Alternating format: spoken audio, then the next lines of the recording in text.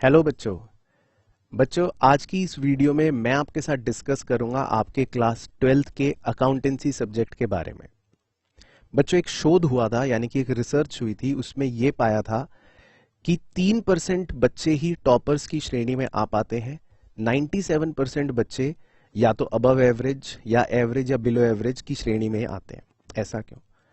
Syllabus तो हर कोई complete करता है, पढ़ाई तो हर कोई करता है, सारे के सारे 100 बच्चे करते हैं, लेकिन उसमें से 3% बच्चे ही टॉपर की श्रेणी में आ पा रहे हैं और बाकी 97% नहीं आ रहे। तो इसका अवश्य कोई ना कोई कारण है।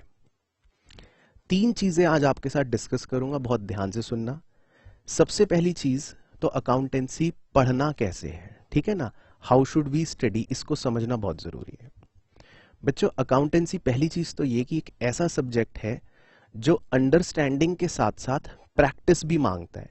बहुत से सब्जेक्ट ऐसे होते हैं कि आपने समझ लिया, जैसे बिजनेस स्टडीज, तो आप उसको फिर समझ के छोड़ सकते हो कि ठीक है मुझे समझ आ गया, अब मुझे टेंशन नहीं है। अब प्लानिंग के बारे में पूछेगा तो आई नो दिस, कंट्रोलिंग के बारे में पूछेगा तो मुझे पता है कि ये इसका मीनिंग होता है। लेकिन अकाउंटेंसी के अंदर हमारा सिलेबस कुछ इस तरह से डिजाइन कर रखा है कि उसके अंदर बहुत सारी छोटी छोटी छोटी छोटी बारीक चीजें हैं। कहीं पर अगर एक हल्की सी भी सिली मिस्टेक हो गई तो पूरा क्वेश्चन गलत हो जाता है ना। तो अंडरस्टैंडिंग भी इंपॉर्टेंट है। और सिली मिस्टेक से बचने का मैं फैक्ट बता रहा हूं, क्योंकि ये तो गलतियां मैं देखता रहता हूं। सिली मिस्टेक से बचने का एक ही तरीका है कि आपको प्रैक्टिस करनी पड़ेगी, ठीक है ना। तो मुद्दा आता है कि हम अकाउंटेंसी पढ़े कैसे। बहुत ध्यान से सुनना। आपको जरूरत नहीं है कि कोई भी 10, 15, 20 किताबों से अलग अलग जाकर कुछ पढ़ने की। एक होती है रिफ्रेशर बुक, यानी कि जो बाइबल की तरह काम करती है। उस बुक में हमारा हर कॉन्सेप्ट कवर हो जाता है। और जाहिर सी बात है, आप टीएस ग्रेवाल भी फॉलो कर सकते हो या डीके गोयल भी फॉलो कर सकते हो, कोई भी बुक फॉलो कर सकते हो। लेकिन जो बुक फॉलो कर रहे हो उसके हर इलस्ट्रेशन और हर क्वेश्चन आपकी नजर से पास हो चुका हो, उसमें कुछ मिस आउट ना हुआ हो कॉन्सेप्चुअली।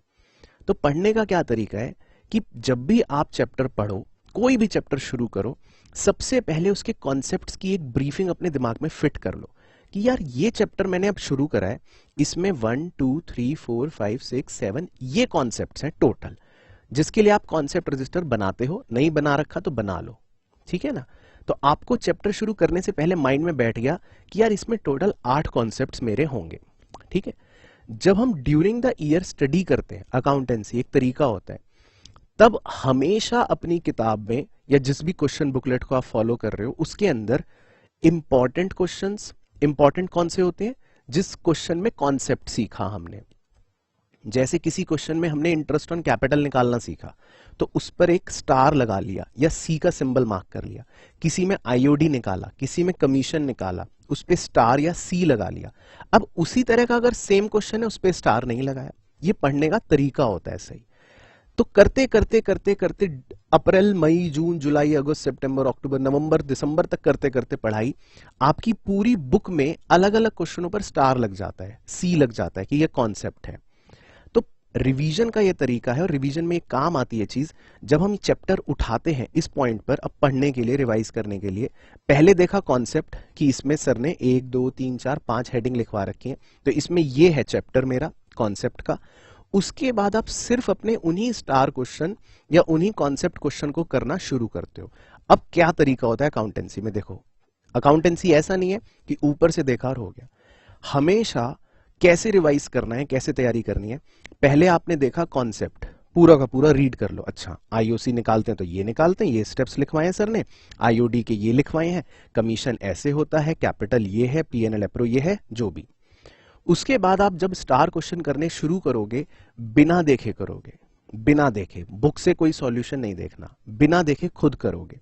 अब बिना देखे करने के बाद दो बातें हो सकती हैं, या तो एक बारी में आप पूरा सही कर डालोगे, ये करते ही आप समझ लो आप कॉन्फिडेंट हो जाओ कि अब कोई टेंशन नहीं है, और आपको खुद फीलिंग आ जाएगी मैं सही जा रहा हूं। दूसरा हो सकता है आप अटक जाओ या आंसर गलत आए। अब जैसे ही आप अटके, आंसर गलत आया, उसके बाद आप उसका सॉल्यूशन चेक करोगे बुक में कि क्या है, मैं कहां अटका, और देखने के बाद अगर समझ आ जाए ओ ये गलती हुई थी, उस गलती को चाहे लिख लो या मार्क कर लो, ताकि नेक्स्ट स्टार क्वेश्चन में आप अलर्ट रहो, या अगली बार जब करो तो अलर्ट रहो। अब यहां पर आता है एक बहुत ही इंपॉर्टेंट चीज। अगर आप इधर उधर से कहीं से भी क्वेश्चंस प्रैक्टिस करते हो जिसके सॉल्यूशंस नहीं है, तो आप बुरी तरह फंस जाओगे या अपने पैर पर खुद कुल्हाड़ी मार रहे हो। क्यों? क्योंकि अगर किसी क्वेश्चन में आप अटक गए जिसका सॉल्यूशन नहीं है, तो वो आपको हॉन्ट करता रहेगा, परेशान करता रहेगा। अरे यार, ये क्वेश्चन नहीं हुआ, मुझे ये चैप्टर नहीं आता, फंडामेंटल तो मुश्किल है।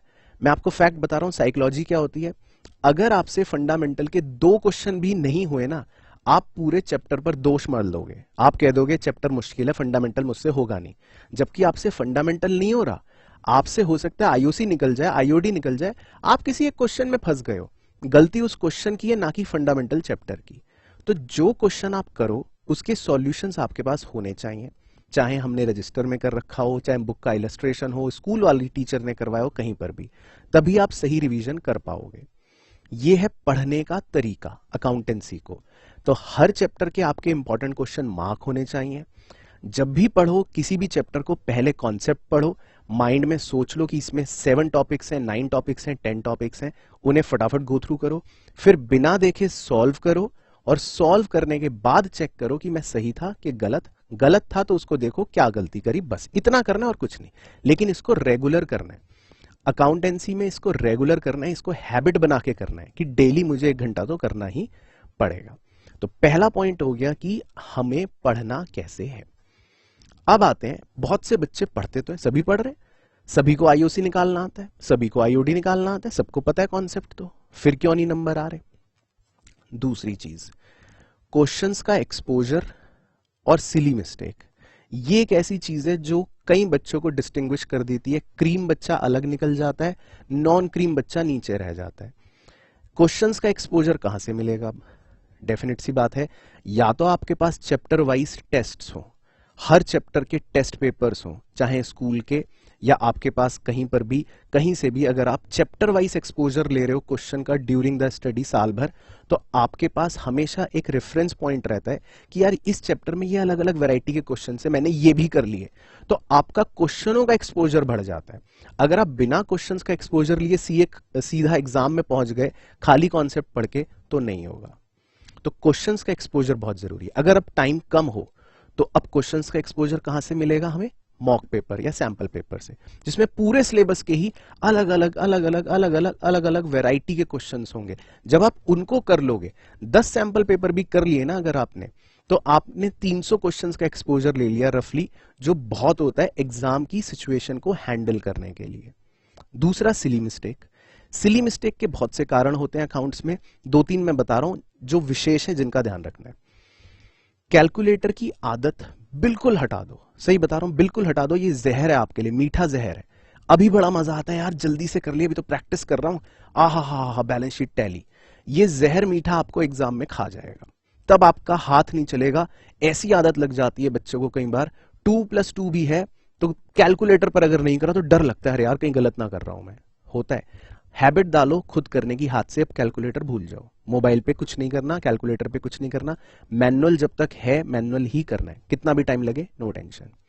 दूसरी चीज, फिगर्स लिखते हो तो फिगर में कॉमा के नीचे कॉमा डाल के लिखो। ये नहीं कि 5,000 इधर लिख दिया, 10,000 इधर लिख दिया, 9,000 इधर लिख दिया, जोड़ रहे हो तो आंसर आ रहा है 15 लाख। ऐसा नहीं होना चाहिए।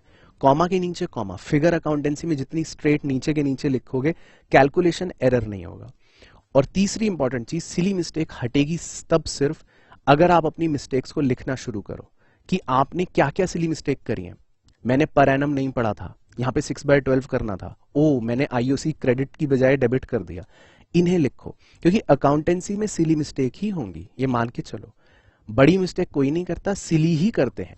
तो अपने को सिली पर अटैक करना है, बड़े पर नहीं करा। बड़ा तो आता है, सब आता है, सबको बड़ा सब कुछ आता है, सिली में नंबर कटते हैं। तो सारे अपने सिली मिस्टेक्स को ढूंढो खुद से कि कहां मैं करता हूं, और उन्हें एक एक करके टारगेट करो। क्वेश्चन को धीरे धीरे पढ़ो, पर एनम छूटना नहीं चाहिए, क्वेश्चन की एक भी लाइन मिस आउट नहीं होनी चाहिए, अंडरलाइन कर करके पढ़ो, उंगली रख के पढ़ो। तो ये है सिली मिस्टेक से बचने का तरीका। तो 2 बातें हो गई, पढ़ना कैसे है ये अपने सीख चुके, क्वेश्चंस का एक्सपोजर लेना है ये बहुत जरूरी है। अब सबसे इंपॉर्टेंट चीज, एग्जाम में यहां तक भी सब कर लेते हैं बट फिर भी नंबर क्यों नहीं आ रहे सबके? तीसरी और आखिरी इंपॉर्टेंट चीज होती है एग्जीक्यूशन। जितना हमने बातों पर चर्चा करी, अब एग्जाम में तो एग्जामिनर आपकी तैयारी के नंबर नहीं देगा, आप सिली मिस्टेक कर रहे हो नहीं कर रहे हो इस बात के नंबर नहीं देगा, आपकी आंसर शीट कैसी है और उस आंसर शीट में सही आंसर है या नहीं इस बात के नंबर मिलेंगे, ठीक है ना। अब एग्जामिनेशन के अंदर 3 घंटे में पेपर कंप्लीट हो और सही हो, इसका मतलब मैं 2 शब्द बोलूंगा, आप समझ जाओगे मैं क्या बोल रहा हूं। स्पीड भी रहनी चाहिए और एक्यूरेसी भी रहनी चाहिए, है ना, कि भाई समय पर खत्म भी हो और ठीक भी हो। दोनों में से कुछ छूट गया नंबर तो फिर भी कटेंगे। मैंने सर 60 मार्क्स का करा है, पूरा सही है, 20 का छूट गया तो छूट गया तो छूट गया, नंबर तो तब भी 60 आएंगे। सर मैंने पूरा 80 का तो कर दिया सर, लेकिन समझ नहीं आ रहा, किसी किसी क्वेश्चन में बैलेंस शीट टैली नहीं हुई या जो भी है, तो नंबर तो फिर भी कटेंगे। स्पीड एंड एक्यूरेसी, तो स्पीड और एक्यूरेसी आएगी किससे, जब आप लिख के ही प्रैक्टिस करोगे। तो इसीलिए अकाउंटेंसी को आप ऊपर ऊपर से नहीं देख सकते, जितना मर्जी ऊपर से देख लो, अपने मन को संतुष्ट कर लो, यार मैंने तो आज 100 क्वेश्चन देख लिए, मेरा तो सारा हो गया, तो देखते रहो। देखने वाले का बस देखते ही हो जाता है, उसके नंबर नहीं आते। दिन में करो चाहे 2 क्वेश्चन, लिख के करो, कायदे से करो, ऐसे लिख के करो कि इससे अच्छा आंसर कोई दुनिया में ना कर सके। लेकिन वो लिख के करी हुई प्रैक्टिस एग्जाम में आपको हेल्प करेगी, आपको एक्यूरेट बनाएगी, आपकी स्पीड बढ़ाएगी। क्योंकि स्पीड बढ़ाने का कोई तरीका नहीं है, स्पीड हाथों की बढ़ती है सिर्फ लिखने से, लिखने से, लिखने से, लिखने से। लिखते रहो, लिखते रहो, लिखते रहो। अपने आप डेलिबरेटली स्टॉप वॉच लगा के देखो कि मैंने कितना लिखा, मैं आज 4 नंबर का क्वेश्चन कितनी देर में कर पाया, कल उसको बीट करो। एक होता है मीट द डेडलाइन, आपको बीट द डेडलाइन करनी है। इस तरह की एक्टिविटीज से आपकी स्पीड बढ़ेगी। और एक्यूरेसी तो अपने आप मॉक पेपर कर करके अपनी गलतियां सुधार के फिर आप बढ़ा ही लोगे। तो समअप करते हैं, अब हमको पता चल चुका अकाउंटेंसी पढ़ना कैसे है, रिवाइज कैसे करना है, क्वेश्चंस का एक्सपोजर बहुत जरूरी है और लिखकर प्रैक्टिस करनी है, तभी स्पीड आएगी और एक्यूरेसी आएगी। अब मेरा रोल कहां आता है, मेरा रोल आता है कि मैं अब आपके साथ वीडियो के माध्यम से डिस्कस करा करूंगा अलग अलग तरह के क्वेश्चंस, तरह तरह के क्वेश्चंस, ताकि आपको मैं क्वेश्चंस का एक्सपोजर तो दे सकूं। तरह तरह के क्वेश्चंस डिस्कस करेंगे तो जाहिर सी बात है उन्हें सॉल्व भी करेंगे, तो आपका क्वेश्चन का एक्सपोजर बढ़ जाएगा। लेकिन स्पीड, एक्यूरेसी, सिली पॉइंट्स पर अटैक करना, सिली चीजों पर, सिली मिस्टेक्स पर अटैक करना, ये हार्डवर्क आपका काम है, क्योंकि ये मैं नहीं कर सकता, ये आपको करना है, क्योंकि अल्टीमेट रिजल्ट आप ही का आना है। तो इन 3 बातों का ध्यान रखना है बस। तो उम्मीद कर रहा हूं कि इस वीडियो में जो मैं संदेश देना चाहता हूं वो आप तक सही पहुंचा हो। इन चीजों पर आप अमल करें, एग्जीक्यूट करें इन बातों को, और फिर देखना बहुत ही बेहतरीन रिजल्ट आएगा। All the best.